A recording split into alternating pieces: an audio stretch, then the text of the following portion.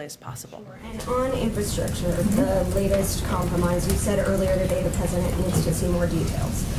What details does he need to see? Was he not able to take a look at the package this weekend? And one of the issues you've obviously raised are pay-fors. So gas tax aside, that being a non-starter, what pay-fors would the White House be open to? Specifically, some have raised potentially using leftover CARES funds or funds from the December COVID package. Would those be feasible? And do you want to see the package ultimately fully paid for?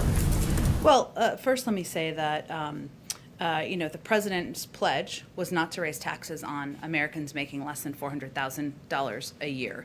And the proposed gas tax or vehicle mileage tax would do exactly that. So that is a non-starter for him.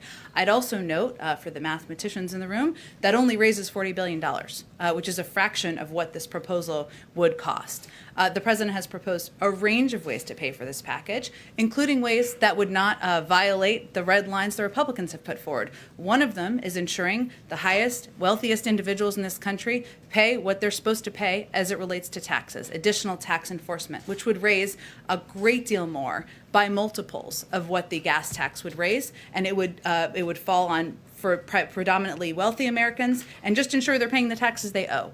So that is an area where we feel there should be an opportunity to move forward. And as it relates to details, of course there needs to be ongoing discussion. There will be over the coming days. Rapidly, I expect to have conversations this afternoon, tomorrow. We'll read those out as those happen, provide information to all of you, and we're eager to get those continued. Is the White House open to using those leftover funds to fund the ultimate bill?